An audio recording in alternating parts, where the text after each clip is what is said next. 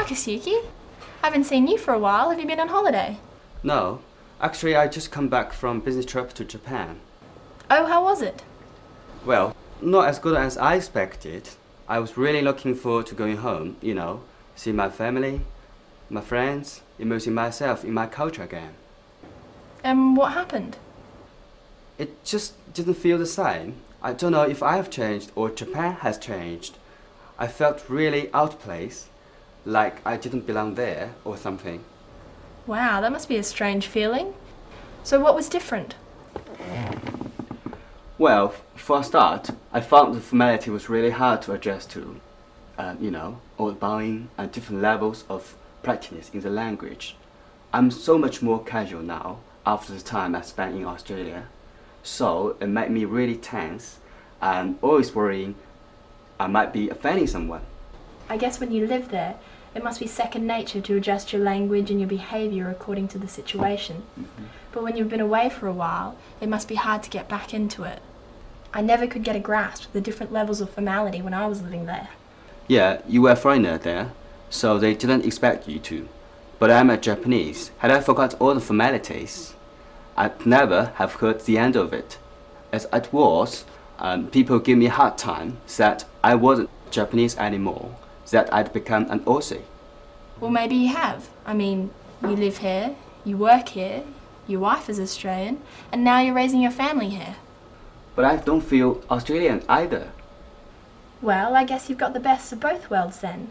You can take the bits that you like out of each culture and ignore the ones that you don't like. I think I'm a much more well-rounded person having spent time in Japan. It really changed me. In what way?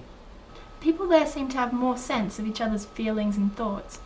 I didn't have to explain myself as much. People just seemed to understand me without words. And I loved how considerate they were, always thinking of the group before the individual, always considering what impact their actions would have on the people around them. That can be a negative thing too, You can never relax and think about yourself and your needs. Yes, but an individualistic society like Australia can also be negative. There is less consideration for others. People are more self-centered. Well, I like freedom here, but I do miss that group awareness sometimes. So in what ways do you think Japan has changed? Well, it's a lot more Americanized than where I lived there. Teenagers are into everything American. Fast food, clothes, Hollywood movies. That's inevitable though, isn't it? The same thing is happening here. Culture is being globalized by the media. Australian teenagers seem to know more about American pop culture than their own.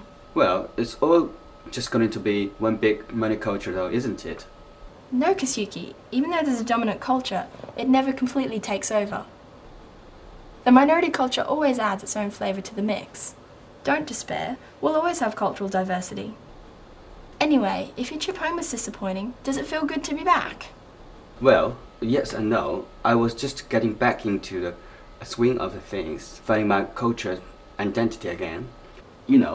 I've forgotten what it felt like to be Japanese. But just when I thought I lost it, it started to come back to me. And then suddenly, it was time to leave and come home to Australia. I'm glad I'm back, but now I'm not sure where I am or who I am. You can't win, can you? That's what living in a multicultural world is all about, I guess. Well, Kasuki, you'll just have to find your own unique cultural identity that perfectly blends the two cultures. Well, I'm certainly learning a lot about what biculturalism really means.